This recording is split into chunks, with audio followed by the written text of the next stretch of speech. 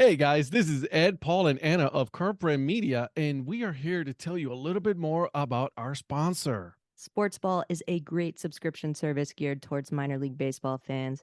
Each box features a different minor league team. You get a box every 3 months with minor league baseball gear, including different styles of hats like Ed's favorite, the dad hat. The cost is less than $12 a month. Proceeds from each box goes to More Than Baseball, the only nonprofit dedicated to the well-being of minor league baseball players. We all know that Parents' Days are coming up this summer, so if you've got a mom or a dad or a grandma or a grandpa who are particularly difficult to buy for, but you know they're baseball fans, this is the answer, guys. Meet your new favorite team at sportsballbox.com. Is there anybody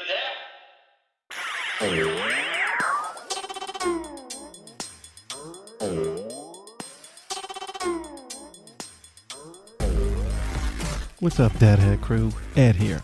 And on this episode, we sat down with Philip Trigar of Legend Sports. He is the very first person who actually interviewed me on his podcast, right? When I first started Dadhead Chronicles, he was the very first one to interview me. So I think it was prudent of me to also, come and have him on my podcast. We talk baseball. We also talk about the work that he's doing with the Negro Leagues baseball. So without further ado, guys, I'll give you the episode. All right. Well, I want to welcome you guys to yet another episode of the Dad Hat Chronicles. My name is Ed, and with me today, I have a gentleman from Legend Sports, the man himself, Philip. How you doing, my friend? Good, man. Thank you, Ed. Thank you for having me aboard. You know what? You're actually one of my first, if not my first podcast that I've interview that I've ever given since I started this whole journey of deadheads and all this other stuff. So I felt that it was appropriate to have you come on my podcast now and talk some sports, baseball history, all that good stuff. Yeah, I thought about that when you asked me this, that I thought, yeah, you know what? I hope maybe I had a little bit of inspiration that I gave you to do it, because everybody loved the little videos you've been putting out on Instagram and everything else for a while, and it just kind of sets up for doing this kind of thing, having talking to different people about different things. It makes it a lot of fun, so it does. I'm glad you started doing it. It's cool. It's been a good journey. It's been a lot of fun. I wouldn't be able to do what I'm doing right now, in all honesty, without the support that I've gotten from so many people, including you on Twitter, on social media, Instagram, all of that, because everybody's been very supportive. And I've got nothing but praise, and I'm always looking to improve, right? This is an ever going thing that I started with just a video, the audio, and doing some video now, so it's all a good thing. Mm-hmm. It is. And you know what? That's what it's all about. And that's the one thing, I'm glad you pointed that out. Being supportive of each other on social media and other things, that's really, important. Boy, I don't know. You've probably seen them, right? But there's people who they call them follow trains, and hey, tweet this out and we'll get you a bunch of followers. And it's like, you know what? I don't really know if I want those kinds of followers. I would rather have people who get me and what I'm trying to do, and hopefully they like it, and maybe they get other people. And that's the kind of people that, and those people tend to be the ones who interact with you, who make it grow organically. Right. Exactly. Yes, exactly.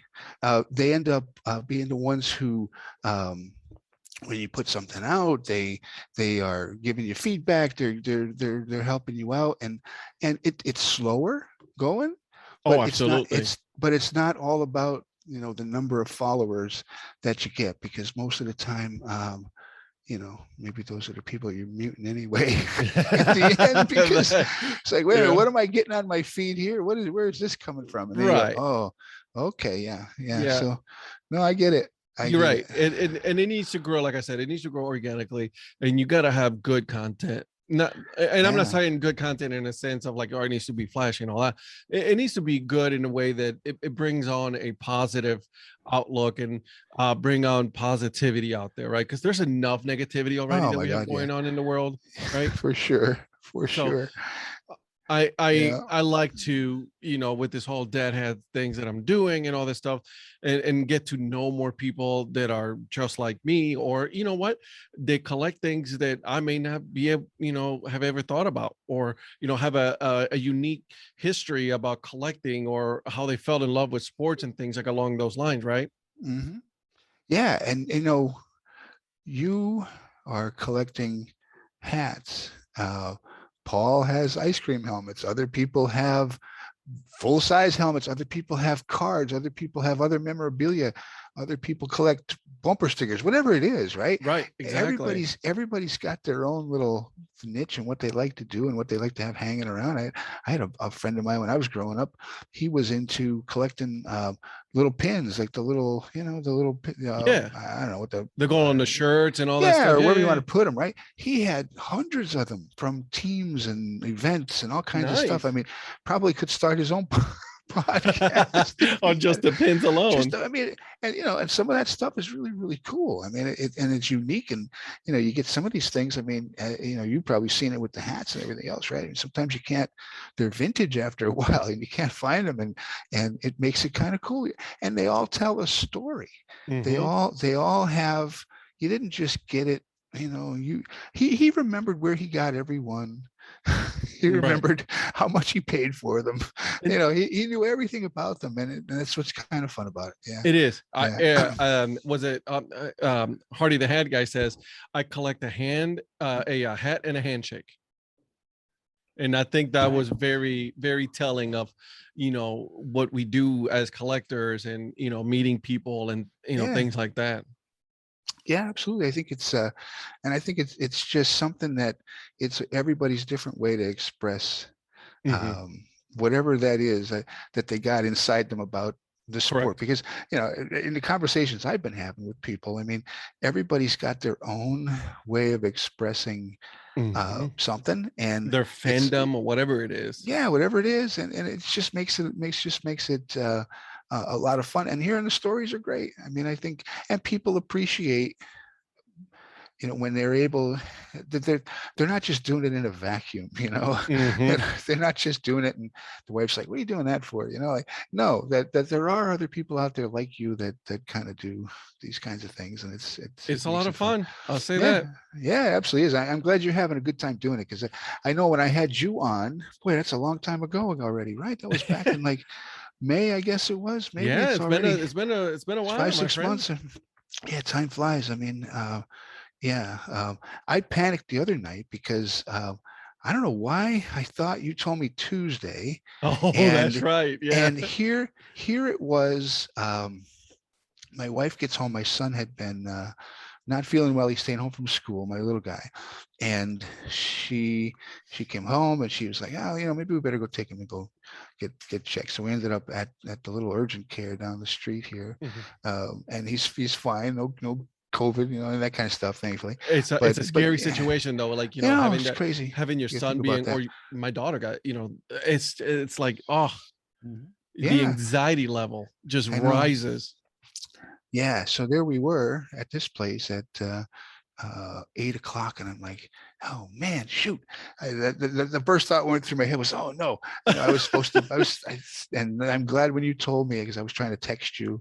I tried to call you. I was probably, Yeah. what's he bugging me for, but yeah, so I panicked because I thought I had the wrong days, but I'm No glad it was today. worries. Yeah, so You know what, and I'll say this: I've made that mistake. I was like, the other day, I mistakenly double booked to people, and that even I totally didn't even mean to do it or anything. So yeah, I'm freaking out and everything. I'm like, okay, so let's see what we can do. I'll have one at 8:30, and then once I'm done there, I'll take a quick break, and then jump in on the other one and do the yeah, interview. Because yeah. it was my fault. I did it. I did it to myself. And you're probably like me. You're trying to, you gotta, everybody's got jobs and family and things Correct. that they're doing. And so you got to kind of be flexible, and hopefully that they're flexible with you and understand that, yeah, I can't do this. And If that's you what want to do it, work with me a little bit. Right. right, exactly. And that's why I do Yeah. it at night anyways, just because that's the time where it's like, my daughter's going to sleep, my wife is doing her own thing, Yeah. everybody's having on time, and now I'm get to do this in my office and just Yeah. have some fun, have some good conversation about sports. Yeah. So you got that nice setup you got going on back there, man. Yeah, like I got the wall, looks hats good. going. Yeah. What are you wearing there tonight? Today on this episode, I am wearing the Long Island Ducks of the All right. Atlantic League. Yeah, look at that. Cool. Yeah, Cool.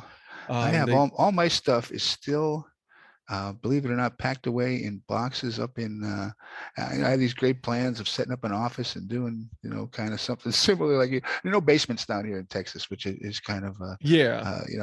I got spoiled in Pennsylvania because you always had had a that basement, basement which was like the size of your house. You could like do anything down there, Right, pretty much. exactly. You play some football down there if you wanted to. And the, you don't have them down here in Texas. So I've got a room, and it's kind of set up like a TV room, but never really did anything other than put up a few pictures. And I've always had these grand plans, but you know how that goes, right? Yeah. Oh yeah, I do.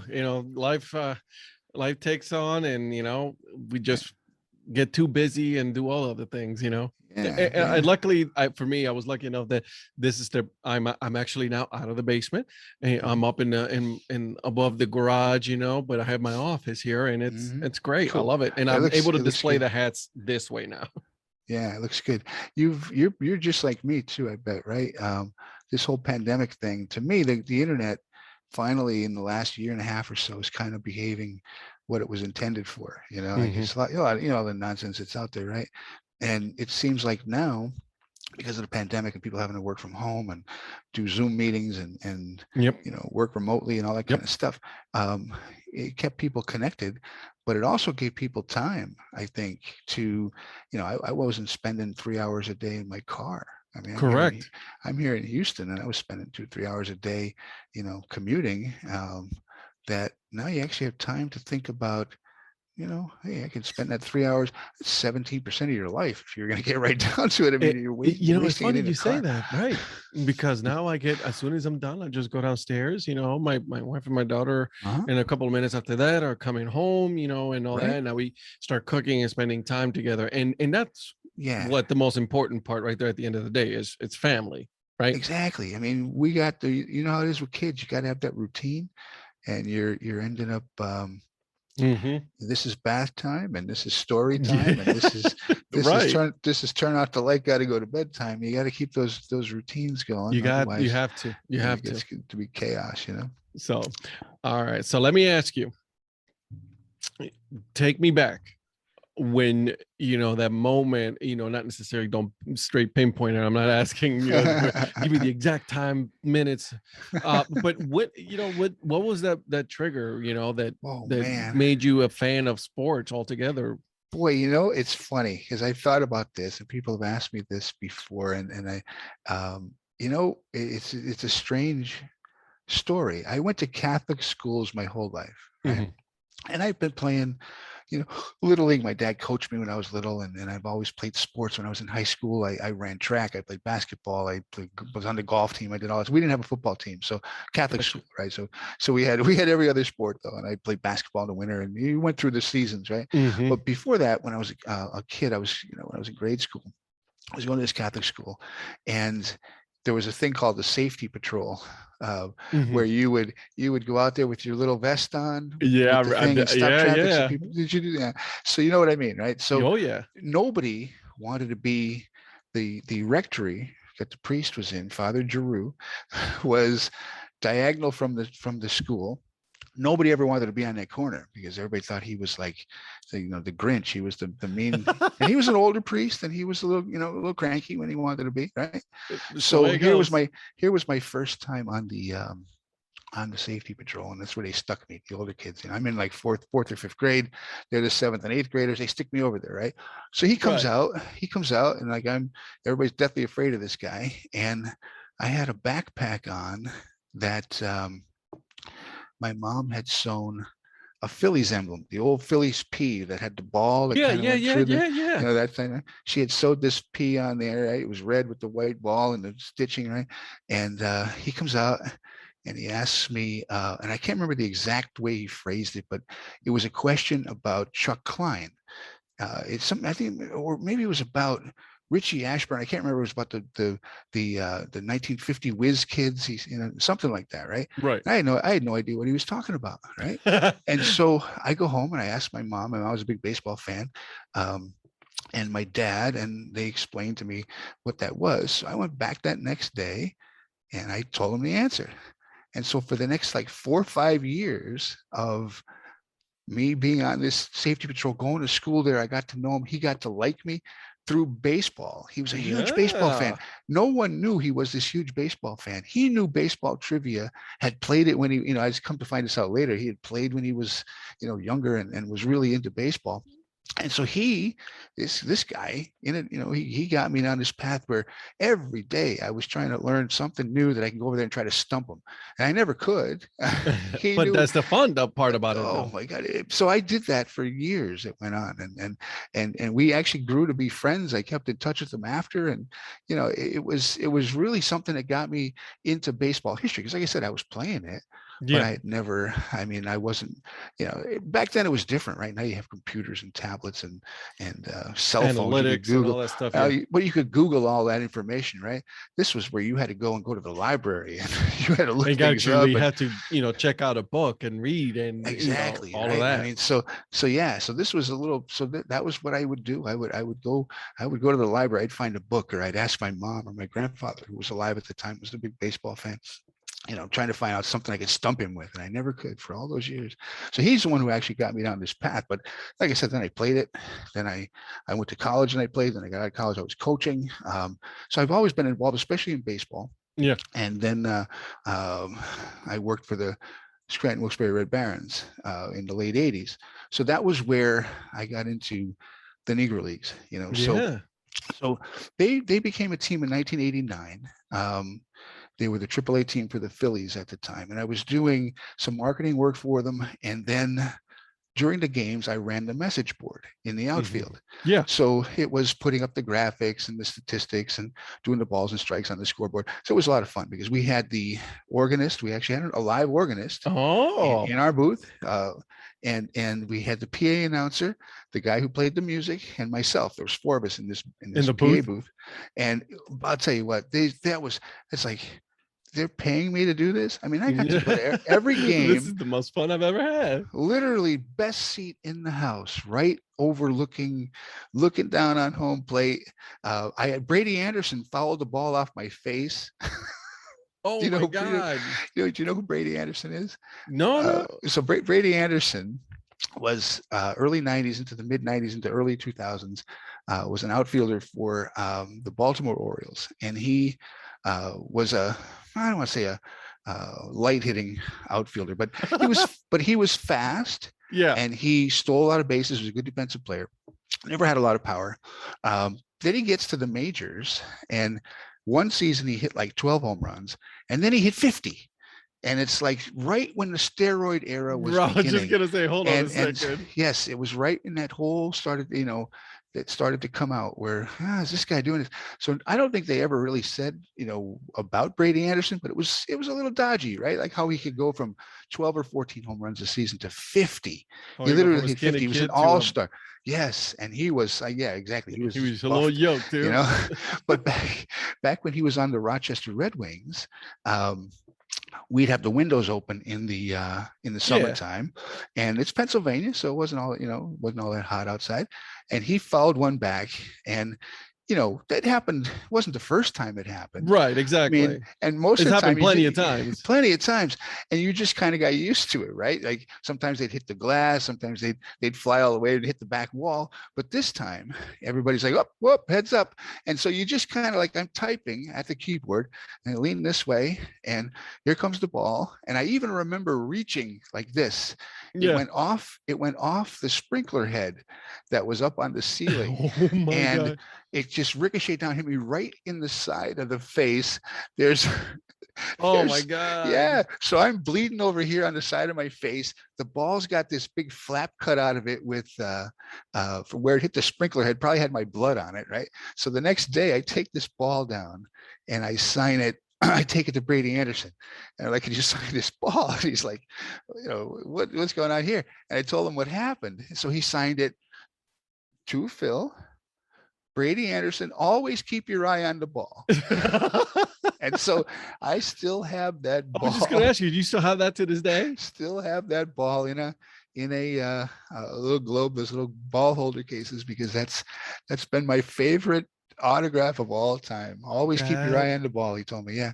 So yeah, it was fun. So yeah, those were the kinds of things that you just kind of got used to. But Man, that's awesome. yeah, it was fun.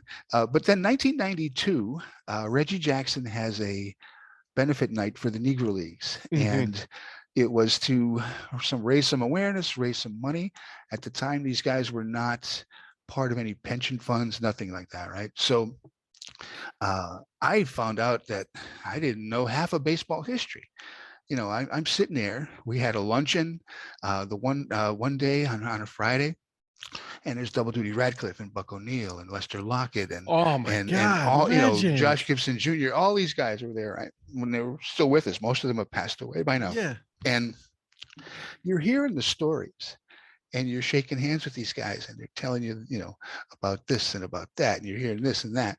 And it's like, are you kidding me? I mean, it just blew me away. So ever since then, I have been hooked, so I've done lots of research, lots of digging, lots of, I used to be into a game called Stratomatic. Have you ever heard of Stratomatic baseball?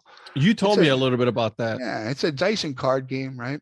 Yep. And I created, myself and my friend Larry Denicola, we created, it was almost 900 players that we created ratings for Stratomatic, and we had this whole set, and we would add them to our historical leagues, and we were just really, really into it. And then I moved to Virginia and then to Texas, and I haven't been involved in you can't make a living in minor league baseball anyway, as you well know. No, not even the players can, Yeah, so exactly. They're you got to have some serious passion, because working in the minors, especially the low levels, right? You don't really make a good living.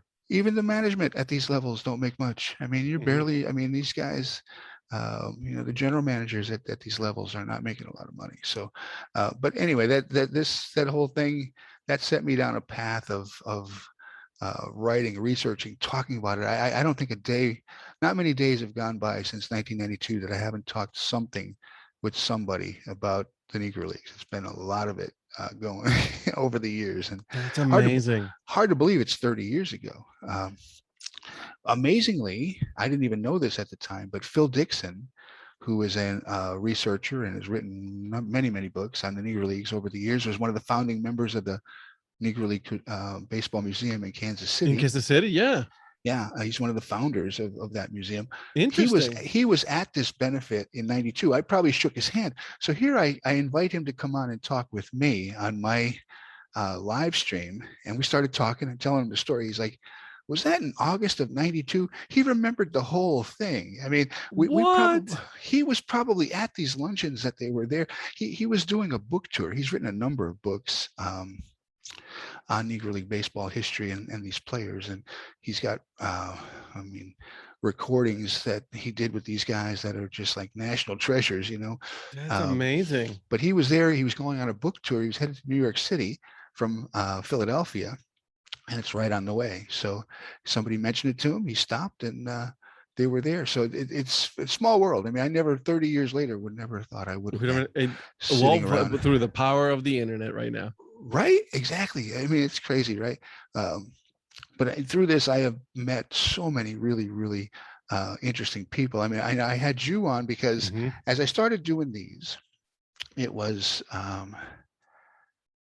guess it was August, a little over a year ago, when I was talking to Bob Kendrick, and the pandemic had shut down all of sports at that point, right? So there were supposed to have been all kinds of, events and things around the 100th anniversary of the Negro National League, founding in 1920. But most of those other than the original kickoff one in February, Right. all got shut down. So So because of pandemic, yeah. because of the pandemic. So he was trying to come up with some ways to try to reboot it and get things revitalized. And along comes Major League Baseball with their announcement last December, which kind of, I mean, he's on everything now. I'm going to hopefully have him on soon now that baseball season's over, but he was in a hot commodity. Everybody wanted Bob Oh, on. yeah, you I know? mean, his podcast is amazing. It's amazing. Yeah, he keeps emailing me saying, "We'll get it. We're gonna do it one of these days. We're gonna figure out a time." I mean, but now that baseball's over. But anyway, it got me thinking of what could I do to try to help, because people who knew me, and some I hadn't seen in years or talked to them or been back to visit in Pennsylvania in a long time, but they're asking me a lot of questions now about this and what record and who's going to, is Josh Gibson going to have 900 home runs, and I'm trying to explain to them all of the context that went along with it. So it got me thinking, okay, what if I start reaching out to some of these authors and researchers, historians, and bring them on, get their work back out there in front of people. Hopefully people can learn something from it. Get Absolutely. some context. Yeah. Get some context, and maybe it helps them get, people have not seen their work in a while. Maybe it gets people more interested in seeing what they're doing. So I'm up to now, I think I just did my 53rd one. Congratulations. Yeah. Today, with Jonah Winter, and I've had on, you know how it goes, right? You talk to one person, they tell you about two more, and then more. And then I do a little bit more research on there, and I am just, like I said, I it's been so much fun to come on. I've learned, I like to try to learn something new every day about something, but talking to these people who have done this work for such a long time, and in many cases they've met these people. I mean, I had Don Rogerson on. If there's a I guess a Mount Rushmore of Negro League authors, there's John Hallway, and Don Rogerson is probably one of them, right? Because he was one of the first ones back in the 70s to go out and start interviewing these guys. He wrote Invisible Men, which is considered one of the classic, Negro League stories, books, back, I think it was right around 1980, late 1970s. You said Invisible Men?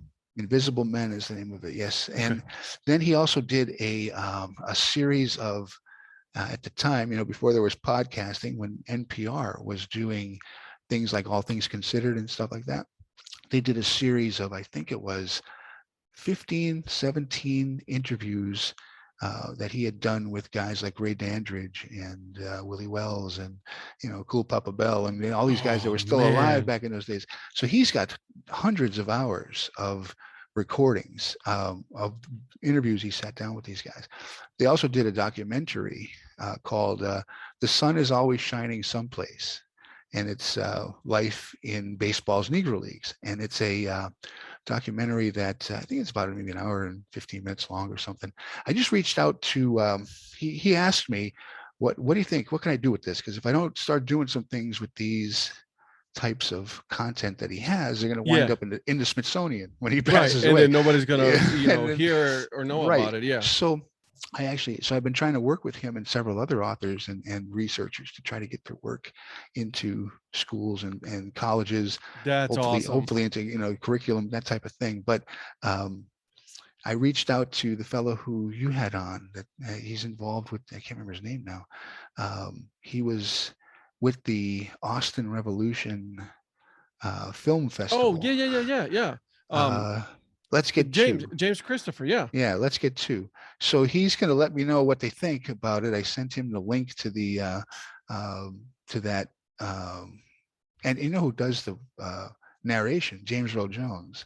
So this is not some 2-bit documentary. This is James Earl Jones. James Earl Jones. I mean, he's doing, his voice is just. Yeah, I mean, and he was coming off of having just been in the movie. Bingo Long's Traveling All Stars and Motor Kings. I remember. I watched with part Billy, of that movie. Billy D. Williams. He was in that movie. Richard Pryor. Yeah, he played the Josh Gibson sort of role in that movie, and he does the voiceover. And an interesting story about that is he agreed to do it for a couple of reasons. I mean, he loved the fact to be able to tell these, stories again and try to raise that visibility on the Negro Leagues. But Yeah. he also felt that the movie Bingo Long painted a kind of a wishy-washy picture of what it was really like. Mhm. Made it seem way more happy-go-lucky than it maybe really Than it was. really was. Yeah. And so he was actually trying to do his part to try to, I don't want to say make amends for that, but to try to set that record straight, that it wasn't just Bingo Long and his Traveling All-Stars and Motor Kings. It was a lot of, It was a lot of suffering. it was a lot of aggravation and having to deal with that, the Jim Crow, the racism at the time. It wasn't happy-go-lucky. I'm sure they did have their fun. Don't get me wrong, but listen, they're gonna have their fun when they're within their own group and all that. But the reality is that there was a lot of things going on, Absolutely. that they experienced and they lived through that, and it made them better men for it. Absolutely. Although I wish it wouldn't happen, though. It's an interesting thing, right? I mean, yes, you look back on that and you go, how could this have happened, right? I mean, imagine going to work one day and you got to make sure you get back home before the sun goes down, because that town you can't be there after dark. I mean, those kind of crazy things, and it just makes you go, what? How did we allow that as a country to happen? But on the other hand, there's a positive out of that.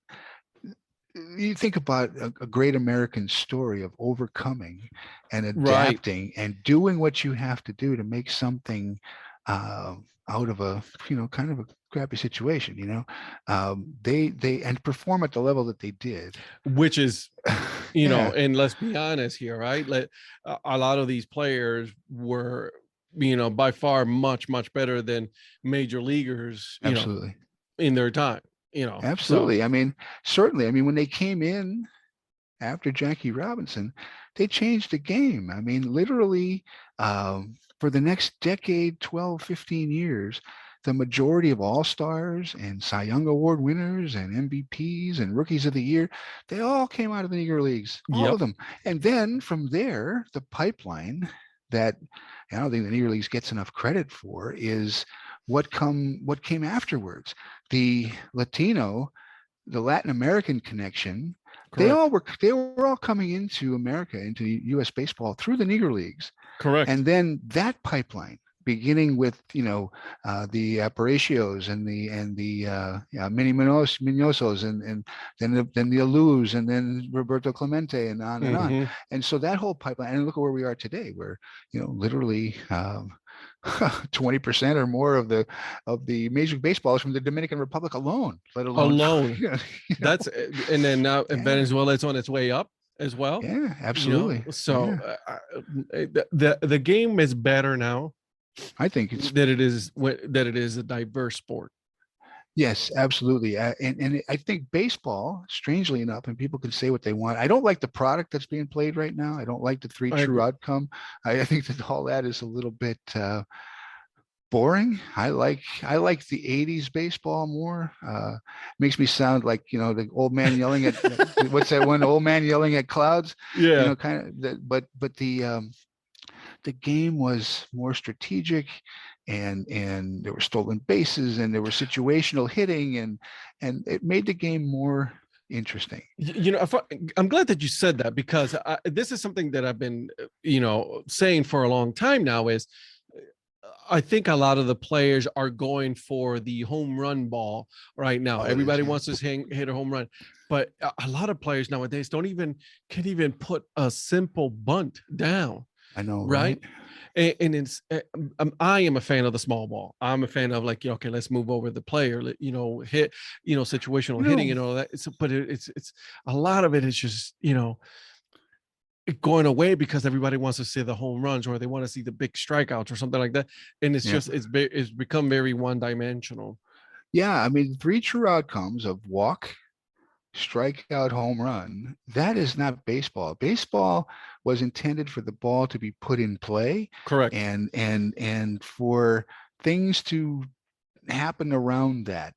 It's not meant, I mean, heck, the very roots of the game There were no strikeouts. They pitched underhand. It was intended to let the guy hit it. I mean, I don't know if you're Yeah. familiar with the early baseball. I mean, you actually probably had on, you talked vintage baseball, right? With Andrew Nelson. Andrew, right? So Yeah, yes, I mean, so those rules were intended to allow the hitter to hit it. correct. If he didn't want to swing at it, he didn't have to. And That if he is wanted it correct. high, if he wanted it high or low or wherever. And so that was baseball, not Mhm. the strikeout and the walk. I mean, it's boring. I mean, most of the time you go to a game or you watch a game and people are not even paying attention and, oh, hey, the crowd cheers and they look. That's not the way the game used to be before. I mean, when Ricky Henderson got on base, That's people never got going to be up. broken, by the way. His No, probably stolen base. not at this pace, right? No, not But at this but pace. No. but when he got on base, people sat up in their seats and they watched. They paid attention. Because they wanted to see Ricky run, right? I mean, that was part of the Correct. game. When Ozzie Smith was in the field, and there are some great, terrific fielders out there, don't get me wrong. Right. But if most of the outs now are strikeouts, I mean, you don't have the opportunity to see maybe the same types of plays that an Ozzie Smith was making, kind of thing. But anyway, I liked the game years ago, but got off on a tangent there. But No, I get it. Listen, I've been on this tangent for a while now. yeah, I am a fan of, like I said, I'm a fan of small ball just because it makes it a lot more interesting. It truly does become a chess game at that point, right? Because it is. now Yeah. you're trying to figure out what the other team is going to do, how they're going to pitch, how, all of You that. know, I think half of the reason why these guys are buying into the three true outcomes is because that's where the bucks come from.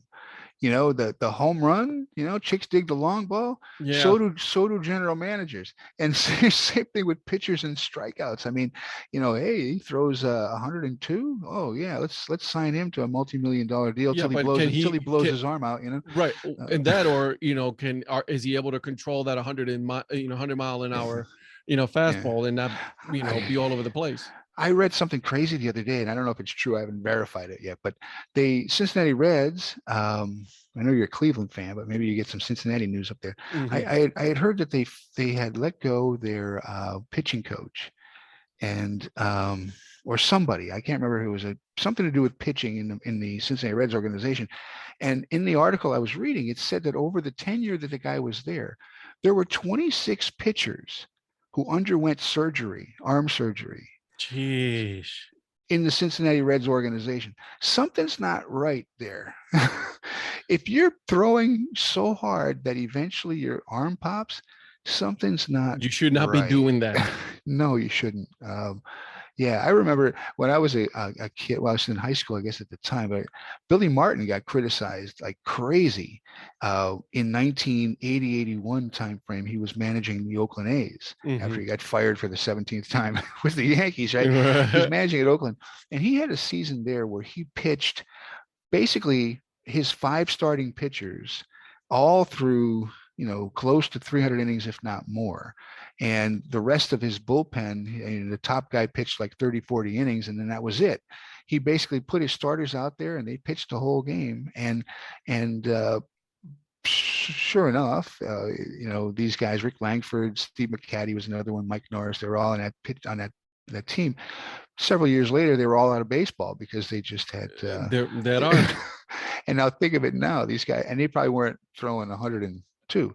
So how much strain you put on your arm, it just can't last. At the So same time, I guess you do it. You try to get the big contract and then get paid. At the get same paid, time, yeah. though, like you don't see these pitchers anymore, though, going a full. It's very rare that they go a full, game, right? You're looking at No. 5, 6, 7 innings, and then I love Wheeler with the Phillies because he goes out there and he tries to finish. I think he, it's a joke, right? Because I think Right. he had 3 or 5 complete games this year, and that led the league. But look at where's the team at? Yeah, I know. So the game is different for sure today. So, I agree. but yeah, sorry, got off on a No, I tangent mean, you there, kidding but- me? This is what the whole point of this podcast is all about. It's a flowing conversation, my friend. So, what I wanted to mention to you, though, we were talking about these people I've had on. Mhm. One of the great things that, besides then I had you on, I had Andrew on, I had other people on. I started running into all these other little passions, right? I started finding out that, yeah, there's people writing music, there's people doing acting, they're writing poetry, they're doing short films, they're doing, everybody has their own way of expressing whatever Isn't it that is. fun? Oh my God, it's been so much fun. Yeah. The artists, the card artists that are doing, Oh that my type of God, work. I yeah. mean, so I think that's what's been, to me, the most fun of having some of these conversations, is that Yeah. to hear how everybody finds their niche, what they like about it, and then they run with it. And And the it's kind of, method behind it, right? Because they yeah. each one of them have a different method of how they approach whatever Oh it is yeah. they're doing. Yeah. Yeah. You're right. I had a guy on, I'm not sure if you're a music fan or not, but um, yeah, I know you've heard of Bob Dylan, right? Mhm. And so John Prine was another one. It's kind of folk rock, kind of that style of music. And I had a guy on, Dan Byrne, his name is. He's a singer, very talented artist who's that type of music. Yeah. He's a big baseball fan, and he has whole albums that he dedicated to um, baseball. He lived in California, to the Giants and Dodgers rivalry. He also did several songs on the Negro Leagues. He did a song called Josh Gibson that would blow you away. And you know what was crazy, Ed? He did it live on my live stream. No way. Yes, he played the song Josh Gibson on my live stream, which was I gotta so look much it fun. up. Oh yeah, I mean he was touring. He was in Peoria, Illinois, in his hotel, and we did it earlier in the afternoon because he was playing a show that night in Peoria. But this is a guy that's for 30 years been touring around the country, and when he got locked in his basement like we did for the pandemic, Right. he actually called it that. I think he called his little live stream that he did locked in my basement or something. And he did shows from his basement. That's amazing. But he said he had so much fun. He goes, he loves interacting with people. And so to be able to Zoom these and live stream these That's concerts he was doing, awesome. but people would interact and ask him questions while he was playing. And he said he had a blast. I mean, he likes being back out on the road and doing what he's doing. But there's a guy who, there was music, and he found a way to incorporate, his kind of his love, his passion for baseball and Negro Leagues, because that's the kind of storyteller. He's a storyteller. That's the type of music that he writes. And so Mhm. it's just fun. It's just a lot of fun to see these people doing these kinds of things. I like the live show, thing. I've toyed with the idea of eventually doing, just one episode, just logging in live and just, having conversation. You don't know who's going to be able to watch it at the time, So, Right. So But- we'll see eventually in the future. yeah, I do them just only because the only reason I do them that way Mhm. is because, well, a couple of reasons, but Twitch, you get it free. If you have an Amazon membership, you get a Yeah. Twitch Prime, right? So it gives you a little bit of perks of more space and the different things you get out of it, right? Right. But the biggest reason is that if you're familiar with Twitch, it was intended for gaming, for Correct. playing, Call of Duty and Madden and that kind of stuff online decades ago when it first started. But then Amazon bought them. I want to say maybe 3, 4, 5 years ago. And so now there's live music on there. There's concerts, there's sporting events, there's talk shows, there's all kinds of things on there. Besides, the same streaming of whatever, nobody watching somebody plays, Call of Duty Zombies or whatever. But because it tends to still be a younger crowd, I'm doing them on there, hoping that, if people come and they step on it, I'm trying to get these stories in front of the next, this next generation. There's Yeah. got to be, some of these guys. You talk about Larry Lester, Phil Dixon, Bob Kendrick telling these stories. A lot of these guys have been doing this for a long, long time, and at some point, though, and without them doing it, who knows, if these stories would still have been going, but they were able to keep it going. But now there's so much more that can still be told and still be Correct. researched and still be done. There needs to be the next, wave, and I'm hoping that eventually it gets some younger people. So I have had on some younger people that have been on that have found an interest in the Negro Leagues, and you prop them up like we talked about before. You got to kind of support each other, Yeah, kind of absolutely. thing. Correct. And So it's all about supporting. And the beauty of everything that that you're doing and that I'm doing and other people are doing on their podcasts and their shows is everything is different. And that's the beauty of it, right? I can say, hey man, you guys got to check out this podcast because and even if it was something like mine, I wouldn't care. I like to to help out and support other people because they're putting hard work on that. Mhm, Like I mhm. mean, doing some editing on for a single podcast for a little bit of time, right? For half hour, 45 minutes, it takes some Mhm. time to get all of that Sure. done. Yeah, yeah, it does. And you have guests on, and everybody's time is valuable. You're trying to juggle, and you're trying to get them on. And I Yep. mean, heck, like I said, boy, the people I've had on have blown me away.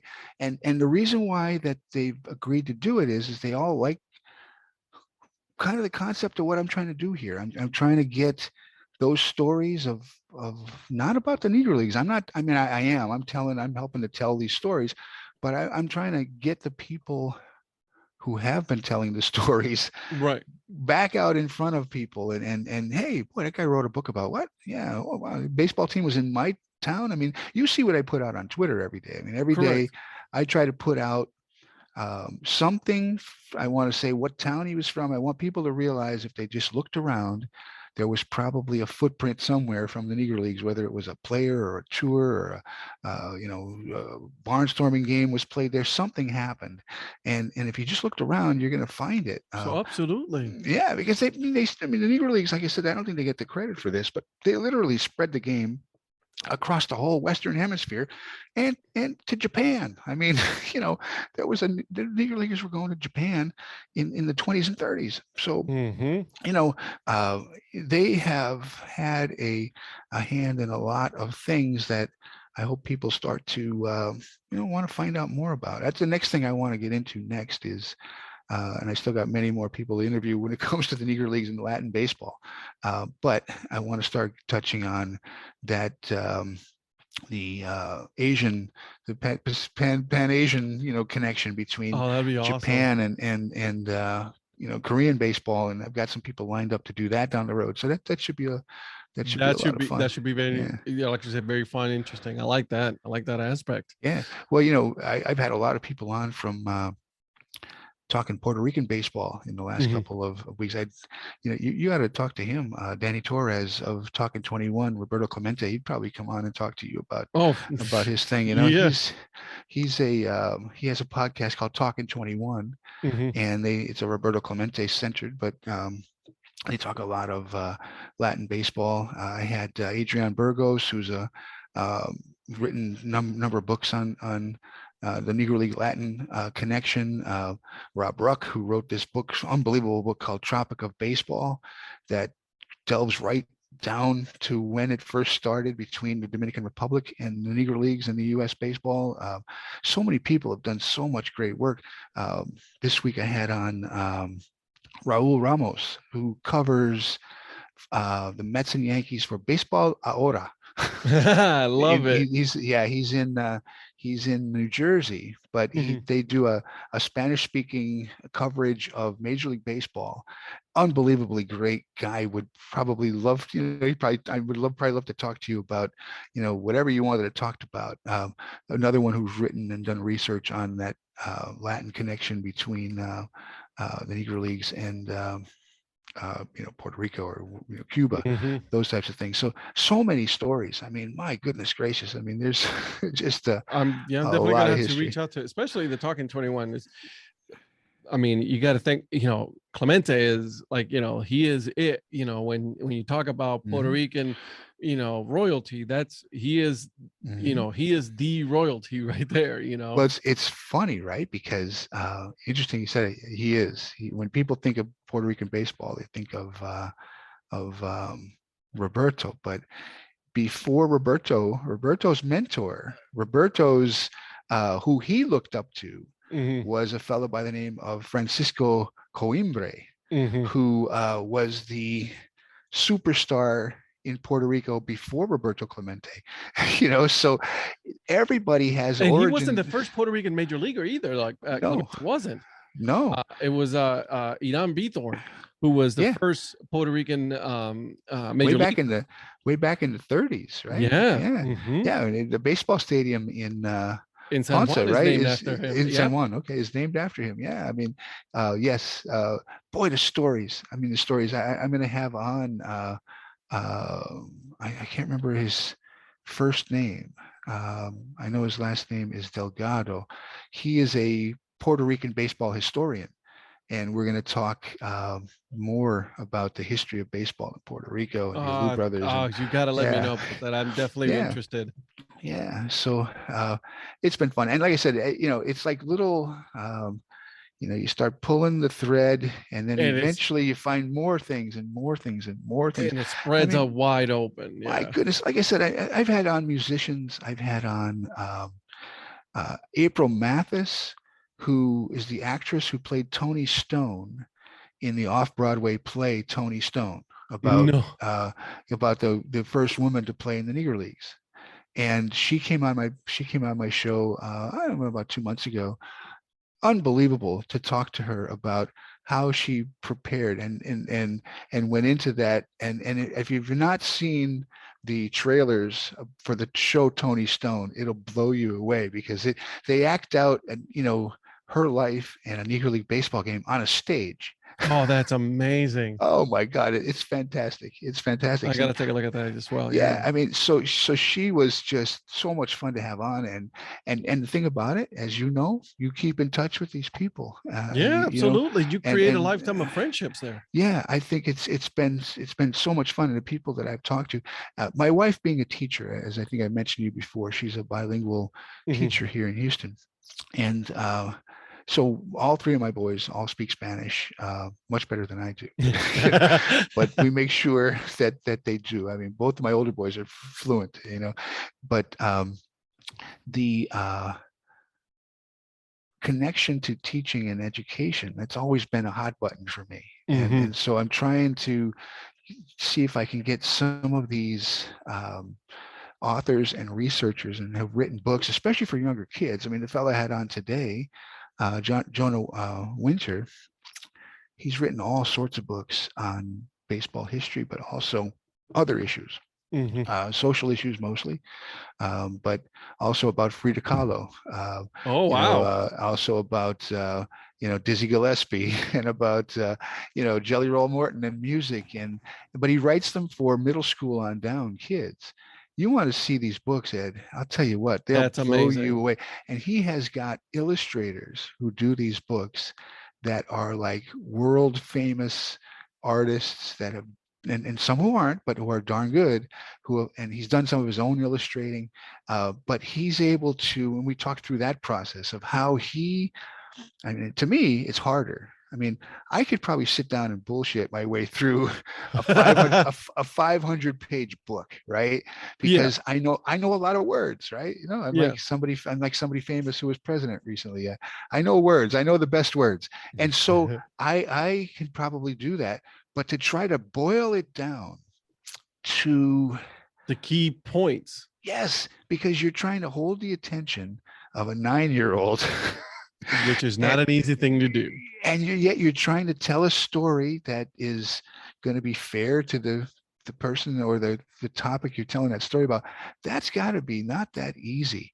And he's written these books for that age group. It's just, I mean, so much fun. Like I said, I've stepped on so many cool things and topics, and it's been it's been fun. I'm going I to try to definitely keep it got to take a rolling. look at, you said Talking 21. I'm going to look at Talking that up. 21.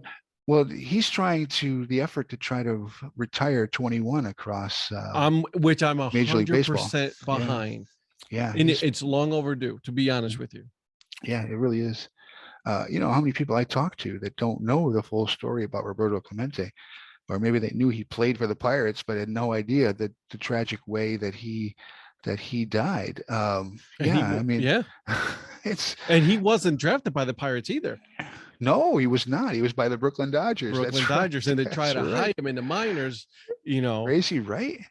crazy, and that's what I'm saying. It's like, a lot of people don't know that, and I'm like, oh my god, but such a good. And I'm surprised there still hasn't been a movie made Yeah, about him. yeah, yeah. He could have been on the Brooklyn Dodgers with Jackie.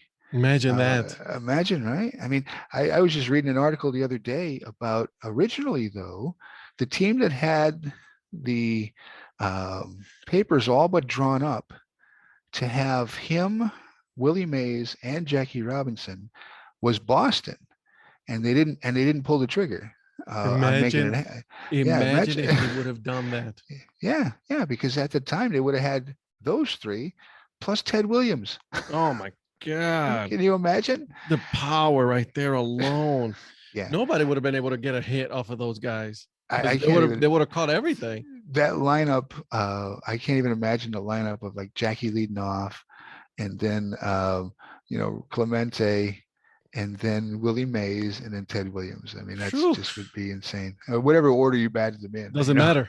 Yeah. Like, Anyway, that's just a uh, gauntlet of hitters right there. that's the great thing about baseball too, though, right? It's the endless storytelling and rehashing and Mhm. what ifs, and boy, we should have done that, and why didn't we trade for this guy, and why did we sign that guy? I mean, that's what makes Who's to be fired now because we need to start all over, and all of Yeah. that stuff. Yeah. I mean, that's what makes baseball so fascinating, is the endless rehashing of all of it. And like I said, I think with the Negro Leagues, the stories that you're just scratching the surface on some of this stuff. I mean, And some of the things we'll probably never know because of the oral history is dying. Unless we start documenting all of that, which a lot of people have been doing. I'm not saying that, but a lot of it just falls through the cracks. It's just the way it goes. boy, oh boy. And in talking to some of these researchers and authors over these months, telling me stories about Leslie Heafy was telling me that she's written books on women's baseball, women in baseball, but also she was on that Negro League 2006 committee that put in the 17 members back in 2006, and so she's very knowledgeable on the Negro Leagues baseball in general, right? Mhm. But she was telling me a story about how she had someone call her saying that by like less than a week, they had torn down a building in some place in New Jersey that there were some papers that did survive that, most of it just got thrown away, went to a landfill or went into the dumpster at some point. But it turned out it was like the offices of like the Atlantic City, the Bacharach Giants or something. I can't remember what it was. Oh my I'd have to God. go back and listen to the tape when we talked about it. But there was probably who knows what that got just destroyed, right? I mean, so many things like that they're just going into the dustbin of history, the wrecking ball kind of thing. And Correct. you go, boy, oh boy. I mean, what's sitting in somebody's attic right now? Who knows what The accounts, history what that's sitting just there, just waiting to be somewhere. discovered. Yeah, no, it's and that's what kind of is exciting. It makes it kind of fun, Mhm. but man, I tell you what, you wonder what's been lost already. And that's why telling the stories are so important, because Correct. if you don't, then two things happen. One, they get forgotten about, or you allow someone else to tell a different story. And that's, for many years, that was kind of what happened with the Negro Leagues. There was a lot of people that were telling the stories, not necessarily from, the most positive of In the most of positive angles. light. Yeah. Yeah. So, I mean, Yeah. that's what happens when you don't, keep up with some of this stuff, because you're allowing someone else to Correct. kind of have the narrative, and you might not like the way that turns out. You're right. All right, my friend. We are at that point. Are All we right. ready? Are you ready for my famous, not so famous questions? Sure, absolutely. Let's bring them on.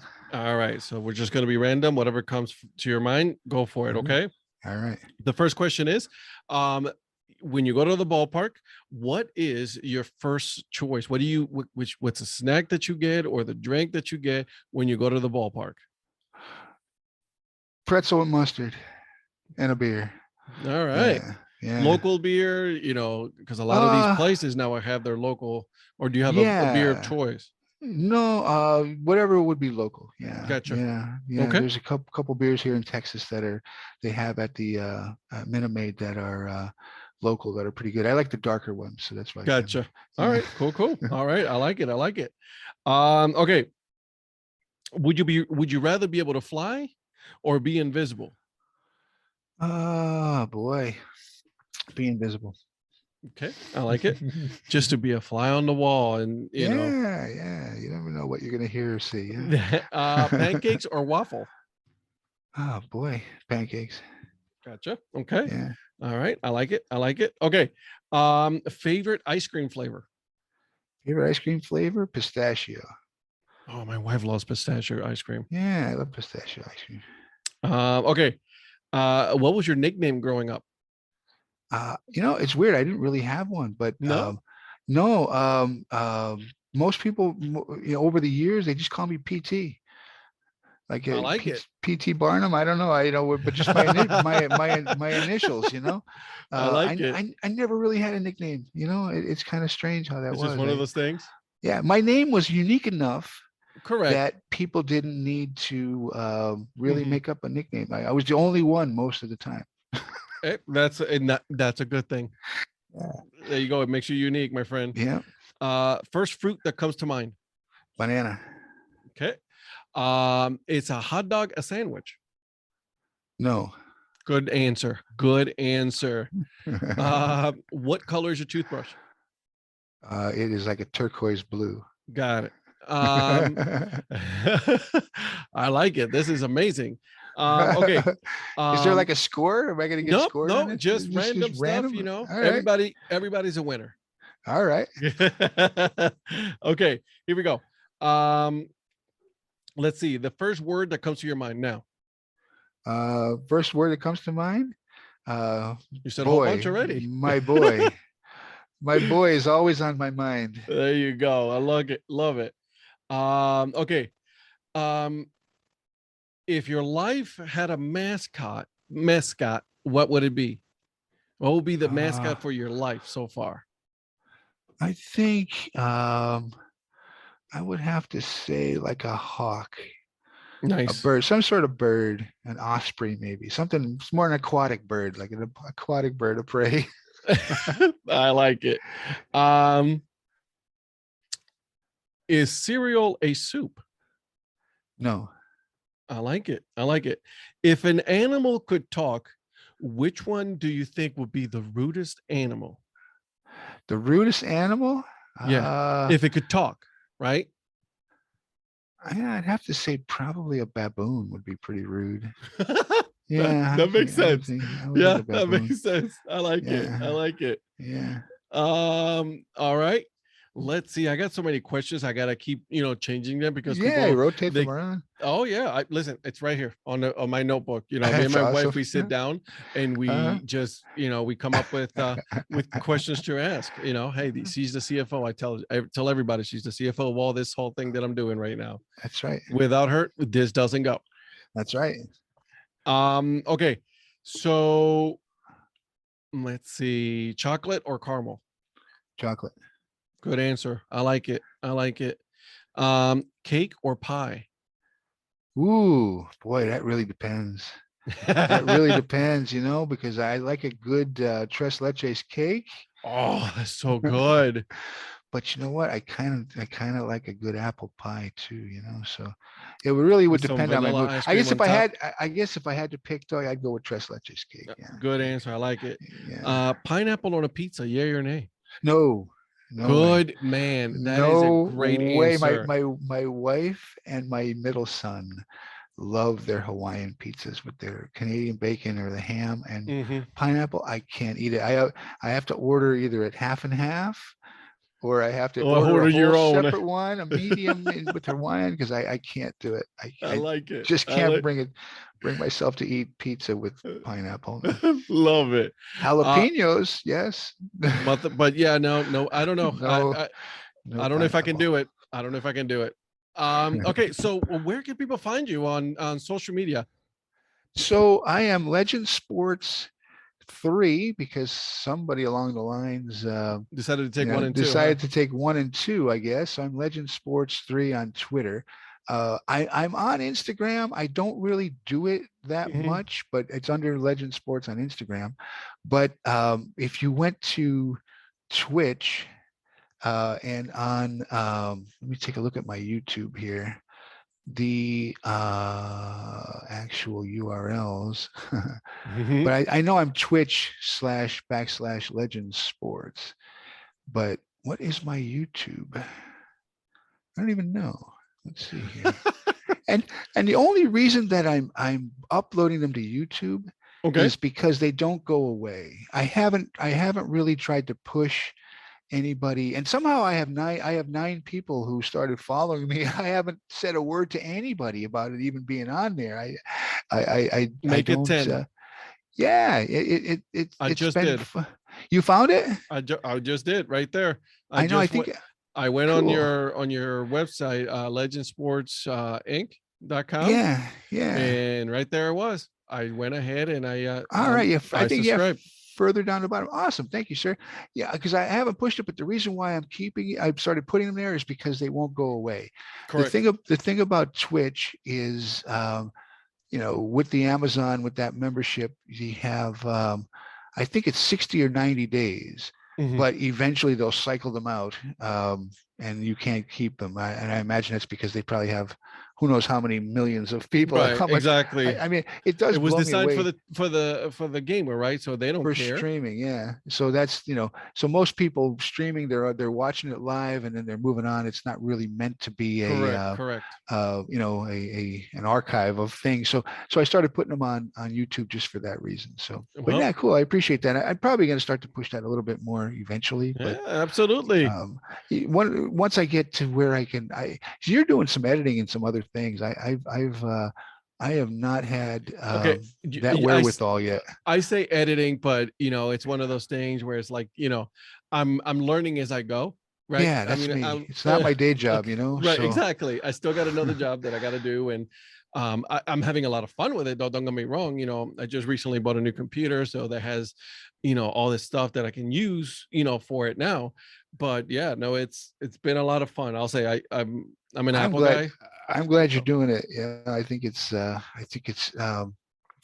been good. I mean, you like talking to people. You enjoy hearing about new things. I know when I had Oh, you yeah. on, but like I said, it's been 5-6 months ago already, I guess, Mhm. right? And it just was a lot of fun. And I thought at the time, yeah, you know what? I could see you doing. Matter of fact, we talked about it right after We that. did. We I talked said, about why it. why aren't you doing this with what you're doing? And And then look at me now. a couple months later, you were. Yeah, so I'm kind of glad. I'm really And glad you are doing it. and I've been telling people, listen, since that day, what I've been doing is I've taught myself a lot of the stuff, right? I go on YouTube and I've looked at, a lot of places where I could, host my podcast and all that stuff. The electronics, microphones and all that, because Mhm. I'm just starting. You got to think of it You this as a gotta- hobby, right? So Yeah, I you build it. a lot of money on it. So I was like, okay, what's Mhm. the microphone for most affordable and all this other stuff. So, and this is what you get. Yeah, but I mean, you got a great looking setup going on there, man. You got that.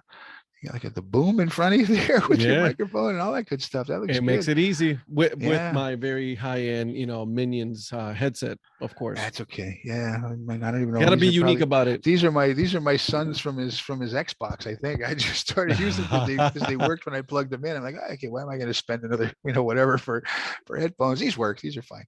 There you go. Yeah, I eventually started- I'll probably do. I it. started, to be honest with you, I started with the microphone, but I also had my Apple headset that I was using. So I just plugged in my Apple headset and then Yeah. microphone, and it worked. Yeah, no, that's the beauty. I think I mentioned this to you before about the pandemic has allowed people to kind of explore some things that they were maybe into and never had the time. And that's what you do. You just jump on in there, You have to take start advantage of the doing it. situation. Yeah. But you know what? You're on there, I think. That podcast, whatever nation or whatever the heck that on Twitter, right? Where they put out little things, they ask questions, all that kind of stuff. And one of them was what have you learned? What do you like? What don't What you like? haven't What's I been good? learned? Yeah. And so one of them, I can't remember what it was, what the exact wording of the question was, but first thing I thought of was, you know what, just jump on in there. Don't don't worry about, I mean, Yeah. you're gonna make mistakes and you're gonna have things, but nobody's expecting this to be, If you go paramount, back and listen to my first one compared to now, yeah, boy, oh boy, I've grown up as a as a podcaster. I have. I still got miles and miles to go. So I'm tooting my horn, but I'm not. I'm at the same time I'm saying like I got time to to build more on this. But that comes from the confidence level, right? Of being able to, the first time, and when I was going to school, one of the classes that they made us take in high school was speech. Yep, took that class. They made you be on the debate team. We're just little Catholic high school, right? There was only like 100 kids that I graduated with, right? So if you had half a brain, you were usually doing something with the math bowl or whatever you were, right? Yep. So I was on the debate team, and that was part of trying to get you used to, out of your Yes, comfort sir. zone. You getting in front of people and being able to talk and and I'll tell you what, that has helped me immensely over the years. Being able to in what I've been doing for a living, I've been in manufacturing finance is my day job, right? Mhm. So I do I talk a lot, right? But it's business related, right? So even with that, doing the first ones that I was doing, yeah, there was a little bit of apprehension. I mean, you don't want to make a, You know what? You jumped in. yeah, but you don't want to make a fool out of yourself. You don't want to sound stupid. You don't want to, and I probably did. I probably still do. But you know what? You just got to kind of go with it. And, See, I'm the first. I'm the guy to tell you. It's like, you know what? I'm just gonna do it. yeah, Screw it. And then whatever happens, happens. So yeah. Now you've had on a lot of guests that are similar to yourself, right? In their passions of collecting and so forth. When I had on the baseball mappers, I told them, I said, you guys got to get on your map. And I said, everybody ought to be on that map as far as, being a sponsor with those guys. But I think if you work towards trying to get these guys who are people with these minor league baseball teams, would be fantastic. Would be a lot of fun, I think, for you, but also I think it's worthwhile for them. yeah, I actually had the GM of the Burlington Sock Puppets the other day. Cool. So Yeah, good guy. You start getting more of those types of people to come on. You'll grow your audience. They'll get a little bit of it's like I said, supporting people. You got to help each Correct. other out. So yeah, I hope you get to that point where you've got the ability to talk to these other people that you're wearing their hats. I I mean, am. you're not just talking about their stuff. You're hanging on your wall and you're putting it on your head and It's a beautiful wall. I you're- like my yeah. wall a lot. and I like the little blurbs you put out about. I think that's a pretty cool little touch that you put out on Instagram when you talk about your dad hat and who they are, what they are. I mean, that's to them. They ought to be all over that kind of stuff to get people, involved that are doing that kind of thing. And I think as you keep doing more of those, you're going to start meeting more and more people. And that's the point. Along That's those lines, the hope, yeah. my friend. That's the Yeah, hope. good, man. I wish you well. Dad hats off to you. Thank you so much. I appreciate it. Thank you so much for coming on. I really, Yeah. this was a lot of fun. Anytime. I Man. definitely learned a lot. So, again, thank you so much. No problem, man. Appreciate it. Take care. You too, my friend. Bye. I hope you guys enjoy that episode with Philip. Make sure you guys are following him on social media, okay, as well as his YouTube channel, so that way you guys are always in the know when he is putting up some more information regarding Negro Leagues baseball. And then now he's going to be releasing some information regarding, Latin players. So there's going to be a lot of cool stuff that he's going to be working on. Before I go, you guys already know, make sure you guys are subscribed to this podcast so you guys are always in the know. Make sure you guys are giving it 5 stars so we go up on the rankings, okay? And then last thing, make sure you guys are telling at least one more person about this podcast so you guys can both have fun, okay? And until then, keep on grinding and always support the minor leagues. See ya.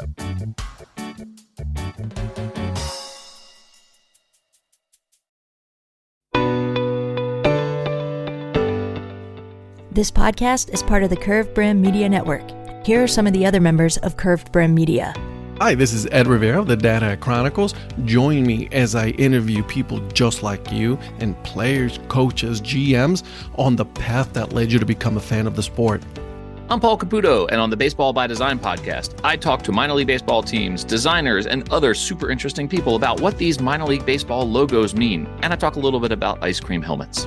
What's up, Bucketheads? I'm Anna DiTomaso, and each week on the Baseball Bucket List podcast, I speak with a different fan about their favorite baseball memories, what the game means to them, and what's left to check off on their baseball bucket list. Hey guys, this is Patrick Larson from the Minor League Baseball Hat History Series, and in every episode I go through the history of minor league teams through my personal collection of hats. You can find me on Twitter at @PatLarson1. I hope you guys enjoy.